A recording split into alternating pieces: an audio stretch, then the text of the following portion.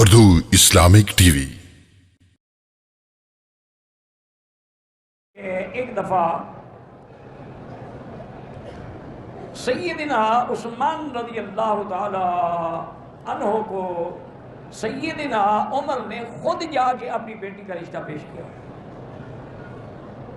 لیکن حضرت عثمان خاموش رہے، کوئی بات نہ کی، نہ انکار کیا نہ اقرار کیا۔ حضرت عمر کو غصہ آ گیا کہ بھئی یہ کیا بات، بھئی تم نے رشتہ کرنا ہے تو ہاں کرو، نہیں کرنا کیا تو میں نہیں کرتا۔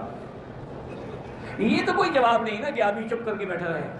وہ حضور کی خدمت میں آئے، انہوں نے کہا حضرت عثمان نے میرے ساتھ اچھا نہیں کیا، حالانکہ میں نے عثمان کی عزت و عظمت کے پیش نظر اپنی بیٹی کا خود رشتہ پیش کیا، لیکن اس نے مجھے جواب ہی نہیں دیا۔ حضور مسکرائے، فرمایا عمر ناراض نہ ہوں، تیری بیٹی کا رشتہ اس بندے سے ہوگا جو عثمان سے افضل ہے، اور عثمان کا اس لڑکی سے رشتہ ہوگا جو تیری بیٹی سے افضل ہے۔